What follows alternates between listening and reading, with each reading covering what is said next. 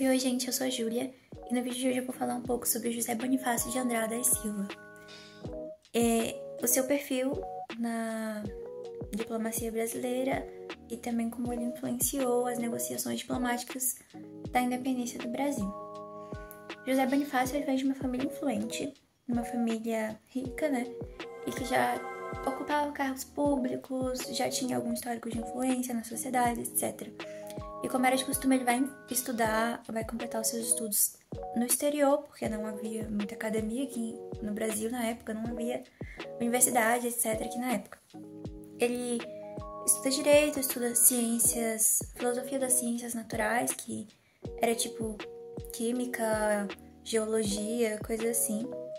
Se destaca bastante academicamente, ele começa os estudos na Universidade de Coimbra e depois ele consegue outras oportunidades de ir para outros países da Europa, faz algumas descobertas bem relevantes de alguns minerais, produz também trabalhos acadêmicos que já eram muito visionários para a época, por exemplo, contra a caça das baleias.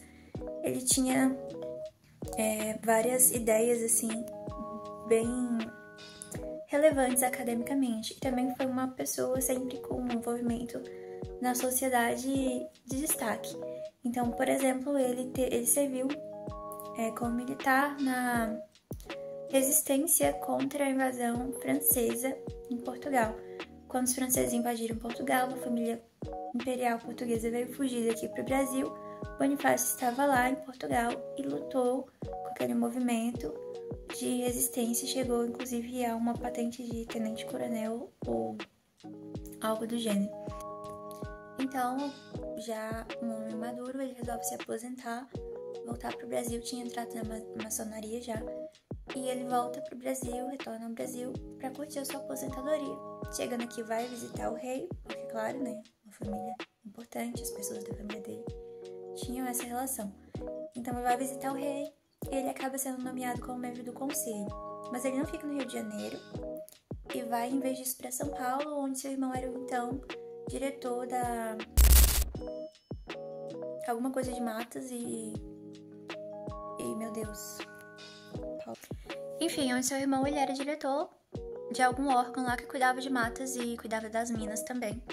E então eles iniciam juntos uma viagem pelo Brasil, pela região, para examinar, a princípio, os assuntos relacionados ao trabalho do irmão dele. Bonifácio, ele tinha experiência em geologia, etc. Ele se destacava na área, né? E eles também tiveram oportunidade nessa viagem de, é claro, observar aspectos socioeconômicos da sociedade brasileira. Talvez essa viagem tenha sido uma boa responsável para consolidar o pensamento em relação à integração do índio que no resto da sociedade, então, né, portuguesa, lusitana, brasileira, que havia ali, de Bonifácio.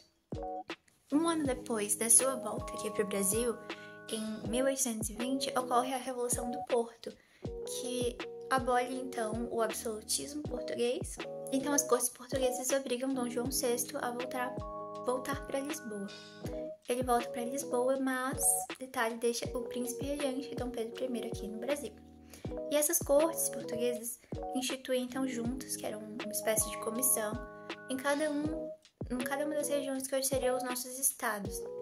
Aqui no Brasil, juntas de governo provisório, de administração provisória, que elas responderiam diretamente a Lisboa. E Bonifácio é o que? Nomeado como liderança de uma dessas juntas, a Junta de São Paulo. Porém, essa junta lidera o apoio à permanência do príncipe regente aqui no Brasil, o que não era interesse das cortes, na verdade era quase que uma rebeldia.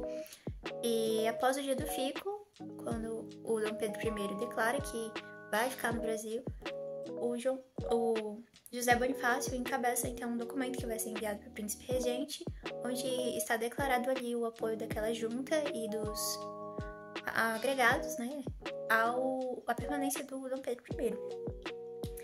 Após o envio desse documento, o Bonifácio é então nomeado ministro dos negócios exteriores e isso dá a ele uma posição de mais acesso tanto a Dom Pedro I quanto a princesa Leopoldina. Daí começa uma ampla influência porque ele aproveita esse prestígio e essa posição privilegiada e começa a ter relações assim, intelectuais, de troca de ideia com o príncipe regente, com a princesa Leopoldina. Ele defendia uma autonomia do Brasil, ainda inicialmente ligado e teoricamente meio que submisso à coroa portuguesa, né? A ideia inicial não era uma ruptura total, mas ele queria uma certa autonomia do Brasil. E nesse primeiro momento ele chegou inclusive a caçar alguns dos amigos alguns dos amigos dele por causa disso, porque eles queriam uma ruptura brusca com Portugal. E quando as coisas foram escalando, Bonifácio ele tentou manter as coisas de uma forma que o conflito acabasse logo e no futuro pudessem haver ali relações ainda entre Portugal e Brasil.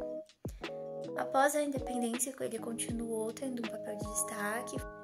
Então ele foi o primeiro na gestão dos negócios estrangeiros pós-independência, chefiando a Secretaria de Estado de Negócios Estrangeiros. Essa secretaria ela foi desmembrada da Secretaria de Negócios Estrangeiros de Guerra. Então, daí era uma secretaria só, viraram 2 secretarias. E ele foi o primeiro na chefia da política exterior do Brasil já independente.